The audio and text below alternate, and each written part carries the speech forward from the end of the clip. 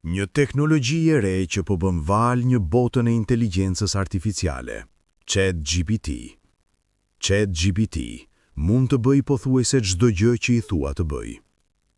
Në garën për të krijuar inteligjencë artificiale, ChatGPT ka kaluar konkurrencën dhe fituesi ushtron një fuqi të jashtëzakonshme.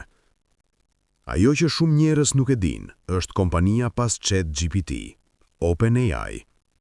Një kompani që dikur i ignoronte fitimet, një kompani që dikur shmangej nga kontrolli korporativ, një kompani që dikur e lëshonte lirisht kodin e saj në botë. Dikur. Por e gjithë kjo ka ndryshuar në mbretërimin e drejtorit të saj ekzekutiv, Sam Altman.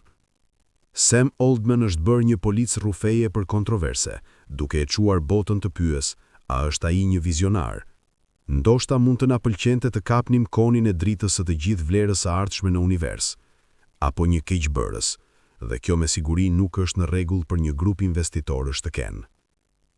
Sam Altman ishte fëmia e një revolucioni. Një revolucion që filloi në fund të viteve 1970, revolucioni i kompjuterit. Një kompani u udhëheq ngarkesën, Apple. Në vetëm disa vite të shkurtra, Apple arrin sukses bombastik. Në 1984, Apple lëshon Mac-in, një kompjuter që është tregtuar për konsumatorin e përditshëm dhe i lehtë për t'u përdorur. Sam Altman lindi vitin tjetër dhe historia e tij fillon me një Mac. Prindrit e mi më dhanë një kompjuter, një Mac LC2 kur isha 8 vjeç për një dhuratë ditëlindjeje, dhe unë vetëm u dashurova aq shumë. Ai mëson shpejt ta çmontoj atë dhe madje të shkruaj software. Ashtu si me aq shumë miliarder që ne kemi portretizuar në këtë kanal, kjo e ndez ambicjen e të riut Sam Altman. Ai ëndron të punojë në majën më të avancuar të teknologjisë, të ndërtojë gjëra si kompjuteri i tij i ri, dhe Mac gjithashtu i jep atij një destinacion, Universitetin Stanford. Dikush që ma konfiguroi më tha se Stanford ishte vendi ku shkon nëse dëshiron të mësonsh për kompjuterat. Dhe unë lloj vendosa pikrisht atëherë, e di, dua të shkoj në Stanford për të studiuar kompjuterat. Për dekada Stanford ka qenë centror në ekosistemin e luginës së Silikonit. Themeluesit e Google, Yahoo dhe PayPal kanë kaluar të gjithë përmes këtij riti kalimi. Altman nuk mund të jetë më i lumtur kur zbuloi se është pranuar. Ky është bileta e tij për tokën e lëvizësve dhe tronditësve, një botë që ai së shpejti do të dominojë. Deri në 2005, Altman është në rrugën e zakonshme për lojtarët e fuqishëm të luginës së Silikonit. Hapi 1, hyr në Stanford. Hapi 2, ik nga Stanford. Duke punuar si asistent kërkimor në departamentin e shkencës kompjuterike të universitetit, Altman merr një ide. Të dhënat e vendnodhjes do të vlejnë një pasuri. Reklamuesit synojnë klientët bazuar bazë variabla si mosha, të ardhurat dhe historia e shfletimit. Por çfarë nëse mund të dinin ku je në çdo moment të caktuar? Altman dhe 2 nga shokët e klasës fillojnë të punojnë në një projekt të quajtur Loopt, një aplikacion celular që njerëzit mund ta përdorin për të gjetur miqtë e tyre në botën fizike. Është thjesht ekuivalenti i vitit 2005 të dërgimit të vendnodhjes tënde në iMessage. Altman ka nevojë për pak para për biznesin e tij në zhvillim, kështu që ai kërkon nënën e startupeve, Paul Graham. Graham bëri milionat e tij duke shkruar softwarein e parë për ndërtimin e dyqaneve online. Kompania e tij u ble nga Yahoo, duke e lënë Graham një njeri të pasur me shumë kohë të lirë. Ai pastaj kthen vëmendjen e tij në udhëzimin e gjeneratës së ardhshme të themeluesve, duke nxjerrë 10 ese për se si të fillosh një biznes teknologjik. Shkrimet e tij bëhen ungjill për sipërmarrësit e luginës së Silikonit, dhe lëvizja e tij tjetër është investimi në kompani të reja. Deri në 2005, Graham planifikon të financojë disa biznese të reja gjatë verës dhe fton Altman të bëjë propozimin e tij. Por ka një problem. Intervista është caktuar në Boston, por Altman është planifikuar të bëjë propozim një grupi tjetër investitorësh në San Francisco ditën para. Ai pyet Graham nëse mund ta riprogramojë takimin e tyre. Je një student i vitit parë, përgjigjet Graham. Apliko përsëri vitin e ardhshëm. Altman shkruan mbrapsht. Jam në vitin e dytë dhe po vi. Kur Graham takon Altman, ai habitet nga intelekti dhe nxitja e egër e të riut. Pra, kështu ishte Bill Gates në moshën 19 vjeç, mendon Graham me vete. Pastaj ai arrin për librin e çekut, duke bërë një bastisje në Altman dhe në kompaninë e tij. 4 vjet më vonë, Loopt arrin 1 milion përdorues. Oldman zë partneritete me emra të mëdhenj si AT&T, Sprint dhe Verizon, por në fund tregu thjesht nuk është aty. Përdoruesit thjesht nuk janë aq të interesuar për t'u lidhur në botën fizike. Loopt blihet për $43 milion dhe Oldman personalisht nxjerr 5 milion. Por Oldman ka fituar diçka më të vlefshme se thjesht para. Ai tani numëron Grahamin si një mik dhe mentor. Së bashku, ata do të trondisin industrinë e teknologjisë, dhe në vend të një pensionimi shumë të hershëm, Oldman vazhdon të ndërtojë. Pse? Sepse Sam Oldman nuk erdhi në luginën e silikonit për të bërë një pasuri të vogël, ai erdhi për të bërë histori. Pasi Loopt blihet, Sam Oldman merr një vit pushim. Por për Oldman, koha jashtë do të thotë diçka ndryshe. Ai ngre një fond rreziku prej $21 milion, studion inxhinierin bërthamore, biologjinë sintetike dhe sigurisht inteligjencën artificiale. Më e rëndësishmja, ai fillon të kompletojë lëvizjen e tij tjetër. Pas pak kohësh, ai merr një ofertë pune të papërballueshme. Në vitet që kur u takuan, Graham themeloi Y Combinator ose YC, një kompani që investon në startupin e ri teknologjik.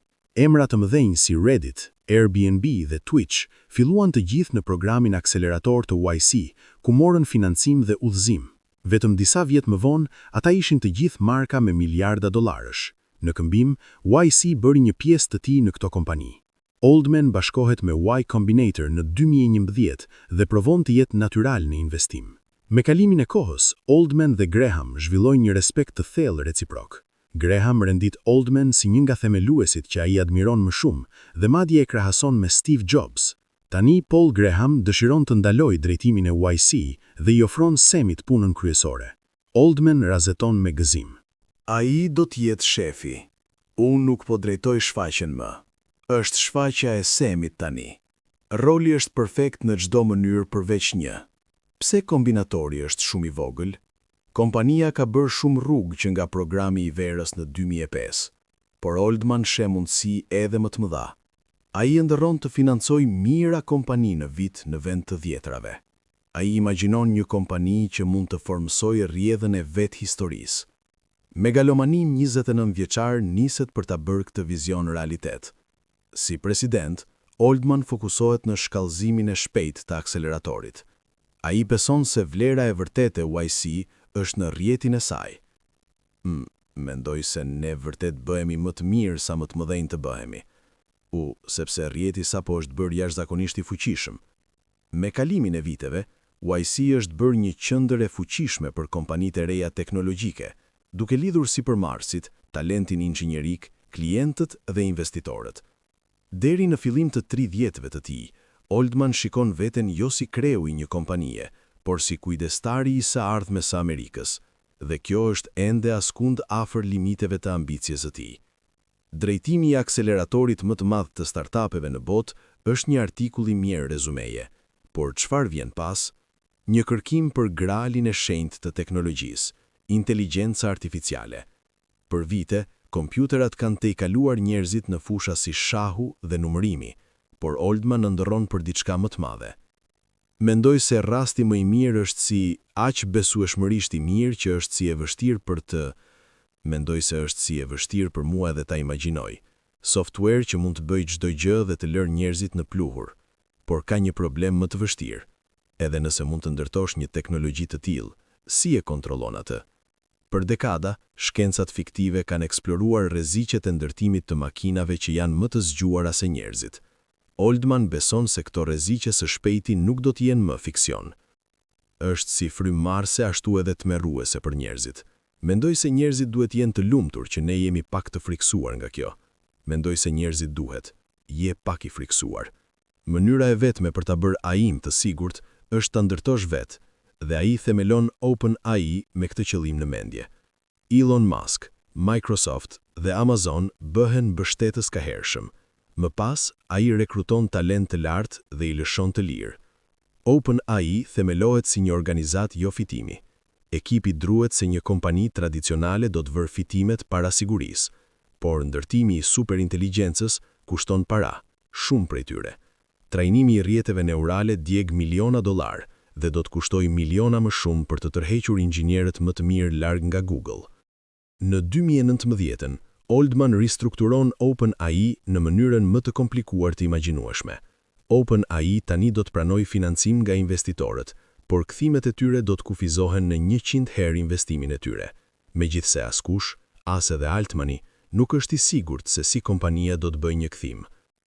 Ne kemi bërë një premtim të butë ndaj investitorëve, që pasi të kemi ndërtuar këtë lloj sistemi në përgjithësi, inteligjent, në thelb ne do t'i kërkojmë atij të gjejë një mënyrë për të gjeneruar një kthim investimi për ju. Ai beson aq fuqishëm në misionin e kompanisë, saqë ai lë YC për t'u bashkuar me OpenAI me kohë të plot si drejtor ekzekutiv. Çdo kthim i tepërt do të shkojë në OpenAI, jo fitimprurës, që do të qeverisë kompaninë fitimprurëse. Strategjia e OpenAI gjithashtu ndryshon. Për vitet e para të ekzistencës së saj, organizata lëshon modele me burim të hapur për studiuesit që të vlerësojnë.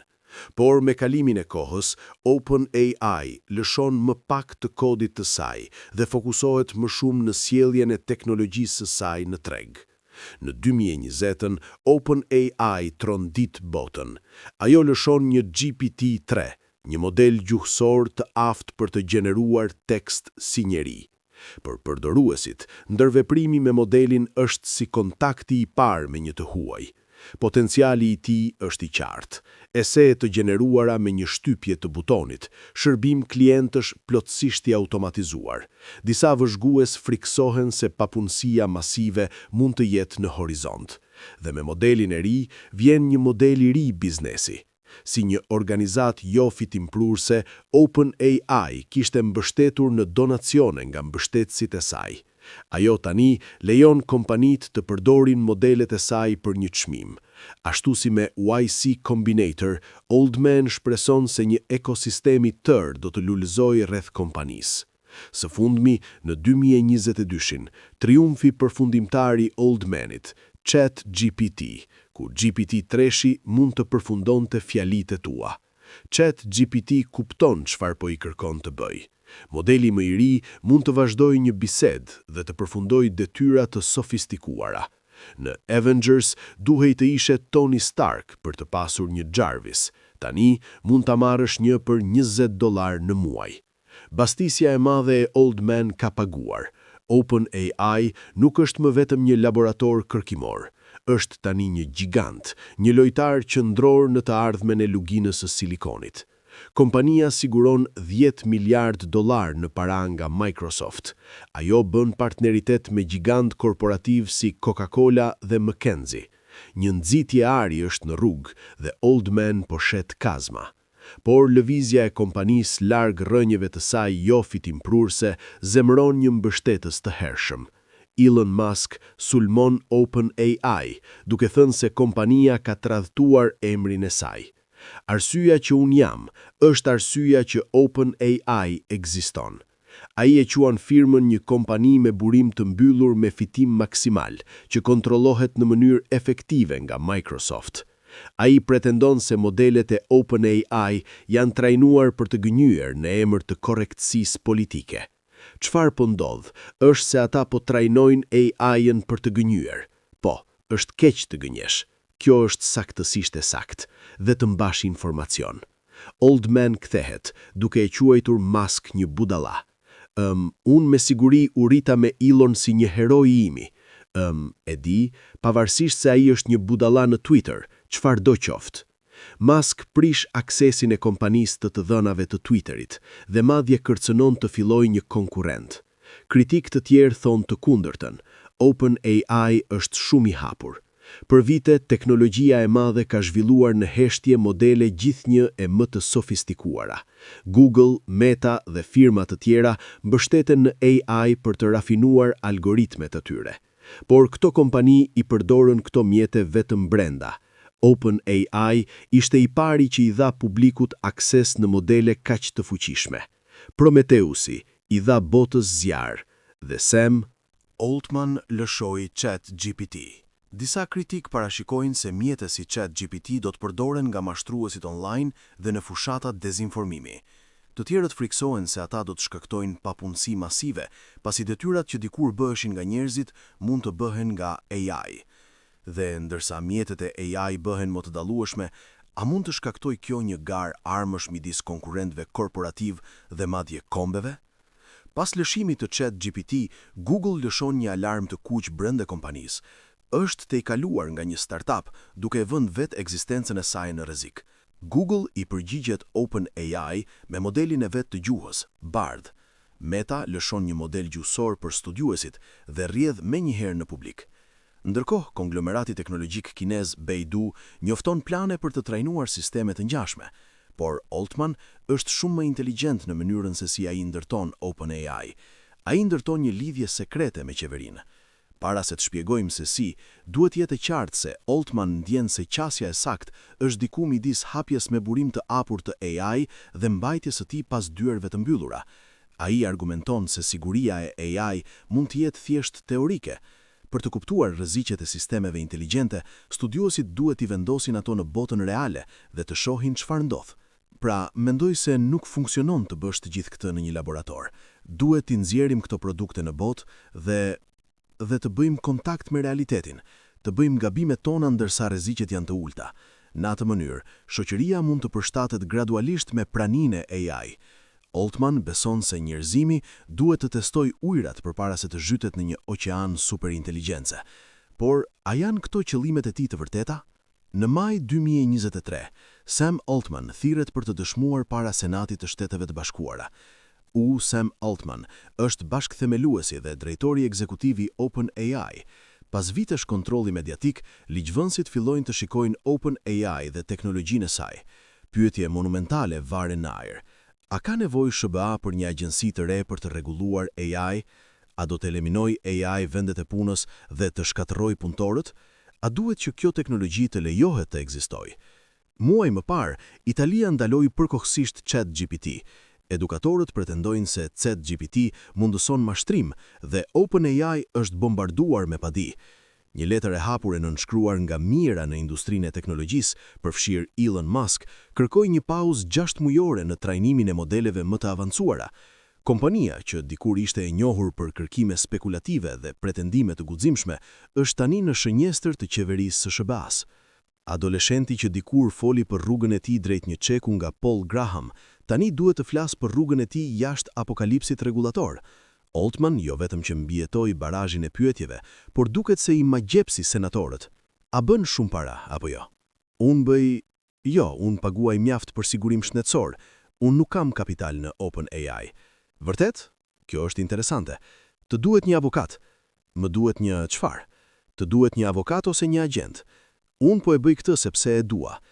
Ai arrin të duket si pro-rregullim dhe mbështetës i komunitetit me burim të OpenAI. Ai sinjalizon se është i ndjeshëm ndaj rreziqeve të AI dhe paraqet hapa për t'i shmangur ato.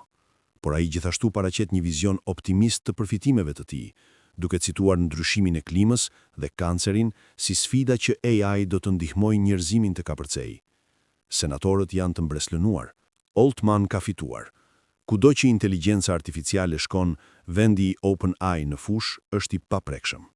Një lëvizje politike e fuqisë së miliarderëve që të gjithë duhet ta vëmë në shënim. E di, Sam sapo shkoi drejt për fund lojën këtu, e cila është kapja rregullatore. Dhe duke bler thjesht në narrativën e tyre dhe duke u pajtuar me gjithçka që duan, Sam është pothuajse duke garantuar se ai do të jetë një nga njerëzit që do të marrë pjesë në formsimin e agjencisë së re dhe rregullat që ata do të operojnë nën to. Pra ai është thjesht duke vënë një hendek të madh rreth titullaritetit të tij këtu. Që nga lëshimi i ChatGPT, OpenAI ka shtuar një model të ri në ofertat e tij, GPT-4. Dhe për disa, ky është fillimi i fundit. GPT-4 ka kaluar modelet e mëparshme në pothuajse çdo test, përfshir ato të dizenjuara për njerëzit. Modeli mund të mposhtë shumicën dërmuese të studentëve në SAT. Rezultatet e tij në shumicën e provimeve të vendosjes së avancuar janë mjaft të larta për të kualifikuar për kredi kolegji. Madje shënon në përqindjen e 19 në provimin e barës. Ndërsa GPT-3 mund të trajtonte vetëm tekst, GPT-4 kupton edhe imazhe. Modelet e kaluara OpenAI u lëshuan së bashku me dokumenta teknike të detajuara. OpenAI është më sekret se si GPT-4 u trajnua. Performanca ndonjëherë super njerëzore e modelit mbetet një mister. Publiku ndërvepron për herë të parë me GPT-4 kur Microsoft shton modelin në motorin e tij të kërkimit Bing. Altman zbulon në prill se OpenAI nuk po trajnon aktualisht GPT-5, por nuk angazhohet për një pauzë. Në vend të kësaj, kompania planifikon të përmirësojë GPT-4. Por edhe Altman pranon se në një moment të caktuar, OpenAI mund të ketë nevojë të ngadalsojë. Mark Zuckerberg, Elon Musk dhe Bill Gates janë emra shtëpiak. Altman nuk është aq i famshëm sa këta silverback të teknologjisë. Në vend kësaj, ai është një person i brendshëm i industrisë që kaloi vite duke kultivuar lidhje të vlefshme, duke akumuluar kapital dhe duke u përgatitur për një basticë të madhe. Edhe nëse përparimi në AI ndalet sot, mjetet e OpenAI kanë hapur mundësi të pafundme për produkte të reja, tregje, madje industri të tëra. Nëse AI vazhdon të përparojë me ritmin aktuale, Altman është i pozicionuar për të bërë një nga figurat më të rëndësishme në histori. Ne vetëm duhet të presim për të parë nëse është për arsyet e drejta. Një teknologji e re që po bën val në botën e inteligjencës artificiale. ChatGPT. ChatGPT mund të bëj pothuajse çdo gjë që i thua të bëj. Në garën për të krijuar inteligjencë artificiale, ChatGPT ka kaluar konkurrencën dhe fituesi ushtron një fuqi të jashtëzakonshme. Ajo që shumë njerëz nuk e dinë është kompania pas ChatGPT, OpenAI. Një kompani që dikur i injoronte fitimet, një kompani që dikur shmangej nga kontrolli korporativ, një kompani që dikur e lëshonte lirisht kodin e saj në botë. Dikur. Por e gjithë kjo ka ndryshuar në mbretërimin e drejtorit të saj ekzekutiv, Sam Altman. Sam Altman është bërë një policë rufeje për kontroverse, duke e quar botën të pyes, a është ai një vizionar? Ndoshta mund të na pëlqente të kapnim konin e dritës së të gjithë vlerës së ardhshme në univers, apo një keqbërës, dhe kjo me siguri nuk është në rregull për një grup investitorësh të kenë. Sam Altman ishte fëmia i një revolucion që filloi në fund të viteve 1970, revolucioni i kompjuterit. Një kompani udhëheq ngarkesën, Apple. Në vetëm disa vite të shkurtra, Apple arrin sukses bombastik. Në 1984, Apple lëshon Macin, një kompjuter që është tregtuar për konsumatorët e përditshëm dhe i lehtë për të përdorur. Sam Altman lindi vitin tjetër dhe historia e tij fillon me një Mac. Prindrit e mi më dhanë një kompjuter, një Mac LC2, kur isha 8 vjeç për një dhuratë ditëlindjeje. Dhe unë vetëm u dashurua aq shumë. Ai mëson shpejt ta çmontoj atë dhe madje të shkruaj software. Ashtu si me aq shumë miliardër që ne kemi portretizuar në këtë kanal, kjo i ndez ambicien e të riut Sam Altman. Ai ndron të punojë në majën më të avancuar të teknologjisë, të ndërtojë gjëra si kompjuteri i tij i ri, dhe Mac gjithashtu i jep atij një destinacion, Universitetin Stanford. Dikush që ma konfiguroi më tha se Stanford ishte vendi ku shkon nëse dëshiron të mësosh për kompjuterat, dhe unë lloj vendosa pikrisht atëherë, e di, dua të shkoj në Stanford për të studiuar kompjuterat. Për dekada, Stanford ka qenë qendror në ekosistemin e luginës së Silikonit. Themeluesit e Google, Yahoo dhe PayPal kanë kaluar të gjithë përmes këtij riti kalimi. Altman nuk mund të jetë më i lumtur kur zbulon se është pranuar. Ky është bileka e tij për tokën e lëvizësve dhe tronditësve, një botë që ai së shpejti do të dominojë. Deri në 2005, Altman është në rrugën e zakonshme për lojtarët e fuqishëm të luginës së Silikonit. Hapi 1, hyr në Stanford. Hapi 2, ik nga Stanford. Duke punuar si asistent kërkimor në Departamentin e Shkencës Kompjuterike të Universitetit, Altman merr një ide. Të dhënat e vendodhjes do të vlejnë një pasuri. Reklamuesit synojnë klientët bazuar në variabla si mosha, të ardhura dhe historia e shfletivit, por çfarë nëse mund të dinin ku je në çdo moment të caktuar? Altman dhe 2 nga shokët e klasës fillojnë të punojnë në një projekt të quajtur Loopt, një aplikacion celular që njerëzit mund ta përdorin për të gjetur miqtë e tyre në botën fizike. Është thjesht ekuivalenti i vitit 2005 të dërgimit të vendodhjes tënde në e-message. Altman ka nevojë për pak para për biznesin e tij në zhvillim, kështu që ai kërkon nënën e startupeve, Paul Graham. Graham bëri milionat e tij duke shkruar softwarein e parë për ndërtimin e dyqaneve online. Kompania e tij u ble nga Yahoo, duke e lënë Graham një njerëz të pasur me shumë kohë të lirë. Ai pastaj kthehet vëmendjen e tij në udhëzimin e gjeneratës së ardhshme të themeluesve, duke nxjerrë 10 ese për se si të fillosh një biznes teknologjik. Shkrimet e tij bëhen ungjill për sipërmarrësit e luginës së Silikonit dhe lëvizja e tij tjetër është investimi në kompani të reja. Deri në 2005, Graham planifikon të financojë disa biznese të reja gjatë verës dhe fton Oldmanin të bëjë propozimin e tij. Por ka një problem. Intervista është caktuar në Boston, por Oldman është planifikuar të bëjë propozim një grupi tjetër investitorësh në San Francisco ditën para. Ai pyet Graham nëse mund të riprogramojë takimin e tyre. Je një student i vitit parë, përgjigjet Graham.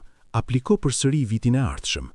Oldman shkruan mbrapsht. Jam në vitin e dytë dhe po vi. Kur Graham takon Oldmanin, ai habitet nga intelekti dhe nxitja e egër e të rijut. Pra kështu ishte Bill Gates në moshën 19 vjeç, mendon Graham me vete. Pastaj ai arrin për librin e çekve, duke bërë një bastisje në Oldman dhe në kompaninë e tij. 4 vjet më vonë, Loopt arrin 1 milion përdorues. Oldman zë partneritete me emra të mëdhenj si AT&T, Sprint dhe Verizon, por në fund tregu thjesht nuk është aty. Përdoruesit thjesht nuk janë aq të interesuar për t'u lidhur në botën fizike. Loopt blihet për $43 milion dhe Oldman personalisht nxjerr 5 milion. Por Oldman ka fituar diçka më të vlefshme se thjesht para. Ai tani numëron Grahamin si një mik dhe mentor. Së bashku, ata do të trondisin industrinë e teknologjisë, dhe në vend të një pensionimi shumë të hershëm, Oldman vazhdon të ndërtojë. Pse? Sepse Sam Oldman nuk erdhi në luginën e silikonit për të bërë një pasuri të vogël, ai erdhi për të bërë histori. Pasi Loopt blihet, Sam Oldman merr një vit pushim, por për Oldman, koha jashtë do të thotë diçka ndryshe.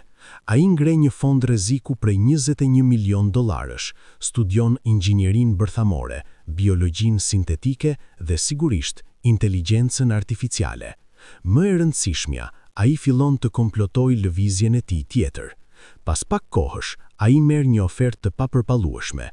Në vitet që kur u takuan, Graham themeloi Y Combinator ose YC, një kompani që investon në startupin e ri teknologjik. Emrat mëdhenj si Reddit, Airbnb dhe Twitch filluan të gjithë në programin akselerator të YC, ku morën financim dhe udhëzim. Vetëm disa vjet më vonë, ata ishin të gjithë marka me miliarda dollarësh. Në këmbim, YC bëri një pjesë të tij në këto kompani. Oldman bashkohet me Y Combinator në 2011 dhe provon të jetë natyral në investim.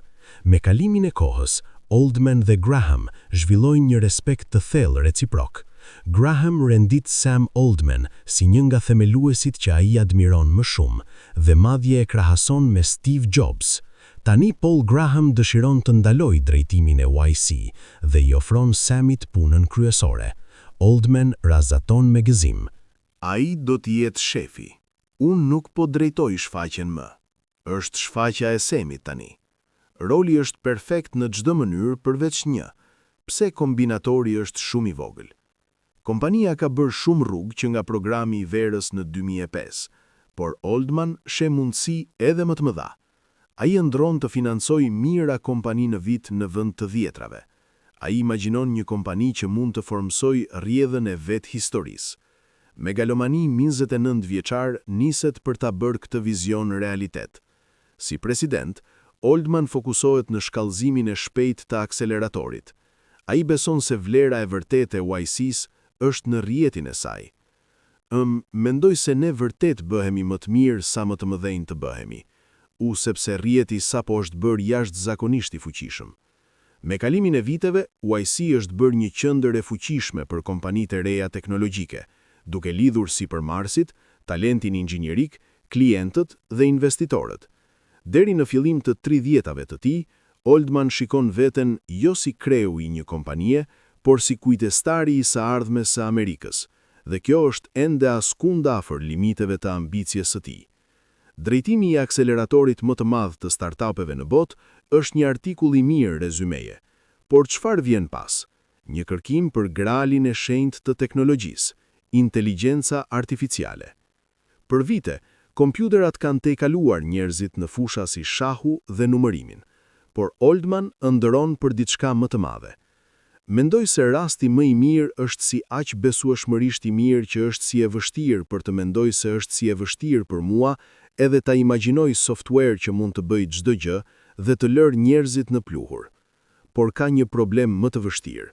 Edhe nëse mund të ndërtosh një teknologji të tillë, si e kontrollon atë? Për dekada, shkencat fiktive kanë eksploruar rreziqet e ndërtimit të makinave që janë më të zgjuara se njerëzit. Oldman beson se këto rreziqe së shpejti nuk do të jenë më fiksion. Është si frymëmarrëse ashtu edhe tmerruese për njerëzit. Mendoj se njerëzit duhet jenë të lumtur që ne jemi pak të friksuar nga kjo. Mendoj se njerëzit duhet, je pak i friksuar.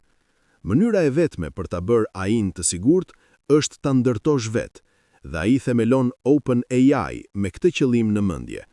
Elon Musk, Microsoft dhe Amazon bëhen mbështetës të hershëm. Më pas, ai rekruton talent të lartë dhe i lëshon të lirë. OpenAI themelohet si një organizat jo fitimprurse. Ekipi druhet se një kompani tradicionale do të vërë fitimet para sigurisë, por ndërtimi i superinteligencës kushton para, shumë prej tyre. Trajnimi i rrjeteve neurale djeg miliona dollar dhe do të kushtoj miliona më shumë për të tërhequr inxhinierët më të mirë larg nga Google. Në 2019, Oldman ristrukturon OpenAI në mënyrën më të komplikuar të imagjinueshme. OpenAI tani do të pranojë financim nga investitorët, por kthimet e tyre do të kufizohen në 100 herë investimin e tyre. Megjithse askush, edhe Altman, nuk është i sigurt se si kompania do të bëjë një kthim. Ne kemi bërë një premtim të butë ndaj investitorëve që pasi të kemi bërë këtë lloj sistemi në përgjithësi inteligjent, në thelb ne do t'i kërkojmë atij të gjejë një mënyrë për të gjeneruar një kthim investimi për ju. AI beson aq fuqishëm në misionin e kompanisë, sa që ai lë Y Combinator për të bashkuar me OpenAI me kohë të plot si drejtor ekzekutiv. Çdo kthim i tepërt do të shkojë në OpenAI jo fitimprurës, që do të qeverisë kompaninë fitimprurëse. Strategjia e OpenAI gjithashtu ndryshon. Për vitet e para të ekzistencës së saj, organizata lëshon modele me burim të hapur për studiuesit që të vlerësojnë. Por me kalimin e kohës, OpenAI lëshon më pak të kodit të saj dhe fokusohet më shumë në sjelljen e teknologjisë së saj në treg. Në 2020, OpenAI trondit botën. Ajo lëshon një GPT-3, një model gjuhësor të aftë për të gjeneruar tekst si njeri. Për përdoruesit, ndërveprimi me modelin është si kontakti i parë me një të huaj. Potenciali i tij është i qartë. Ese të gjeneruara me një shtypje të butonit, shërbim klientësh plotësisht i automatizuar. Disa vëzhgues friksohen se papunësia masive mund të jetë në horizont. Dhe me modelin e ri, vjen një model i ri i biznesi. Si një organizat jo fitimprurëse, OpenAI kishte mbështetur në donacione nga mbështetësit e saj. Ajo tani lejon kompanit të përdorin modelet e saj për një çmim. Ashtu si me Y Combinator, Oldman shpreson se një ekosistem i tërë do të lulëzojë rreth kompanisë. Së fundmi, në 2022, triumfi përfundimtar i Oldmanit, ChatGPT, ku GPT-3 mund të përfundonte fjalitë e tua. ChatGPT kupton çfarë po i kërkon të bëjë. Modeli më i ri mund të vazhdojë një bisedë dhe të përfundojë detyra të sofistikuara. Në Avengers duhej të ishe Tony Stark për të pasur një Jarvis. Tani mund ta marrësh një për $20 në muaj. Bastisja e madhe e Oldman ka paguar. OpenAI nuk është vetëm një laborator kërkimor. Është tani një gjigant, një lojtar qendror në të ardhmen e luginës së silikonit. Kompania siguron $10 miliard në para nga Microsoft. Ajo bën partneritet me gjigant korporativ si Coca-Cola dhe McKinsey. Një nxitje ari është në rrugë dhe Oldman po shet kazma. Por lëvizja e kompanisë larg rrënjve të saj jo fitimprurëse zemëron një mbështetës të hershëm. Elon Musk sulmon OpenAI duke thënë se kompania ka tradhëtuar emrin e saj. Arsyeja që unë jam është arsyeja që OpenAI ekziston. Ai e quan firmën një kompani me burim të mbyllur me fitim maksimal që kontrollohet në mënyrë efektive nga Microsoft. Ai pretendon se modelet e OpenAI janë trajnuar për të gënjur në emër të korrektësisë politike. Çfarë po ndodh është se ata po trajnojnë AI-n për të gënjur. Po, është keq të gënjesh. Kjo është saktësisht e saktë dhe të mbash informacion. Oldman kthehet, duke e quajtur Musk një budalla. Unë me siguri u rrita me Elon si një hero i imi. E di, pavarësisht se ai është një budalla në Twitter, çfarëdo qoftë.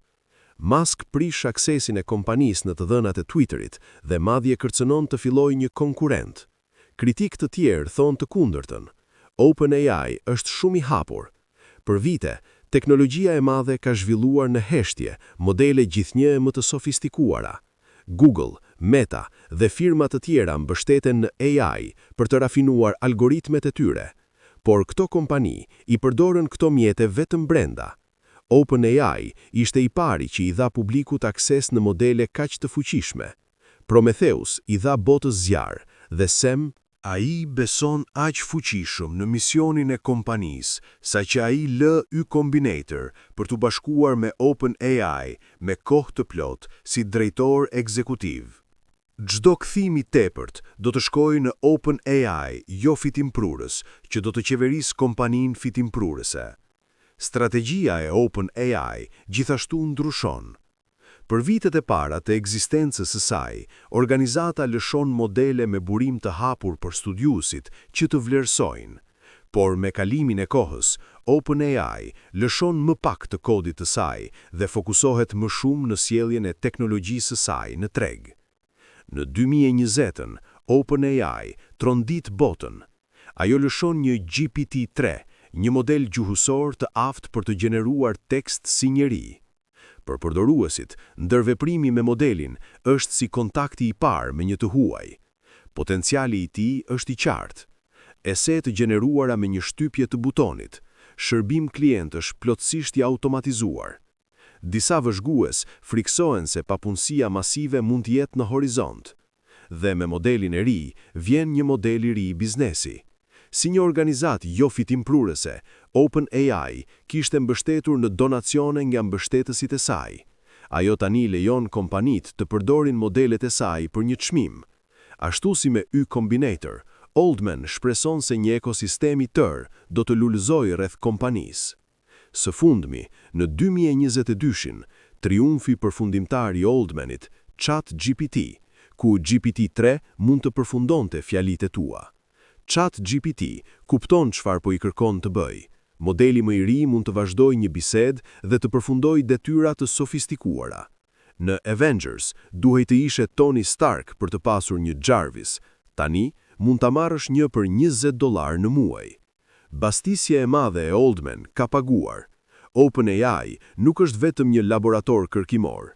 Është tani një gjigant, një lojtar qendror në të ardhmen e luginës së Silikonit. Kompania siguron $10 miliard në para nga Microsoft. Ajo bën partneritet me gjigant korporativ si Coca-Cola dhe McKinsey. Një nxitje ari është në rrugë dhe Oldman po shet kazma. Por lëvizja e kompanisë larg rrënjve të saj jo fitimprurëse zemëron një mbështetës të hershëm. Elon Musk sulmon OpenAI duke thënë se kompania ka tradhëtuar emrin e saj. Arsyeja që unë jam është arsyeja që OpenAI ekziston.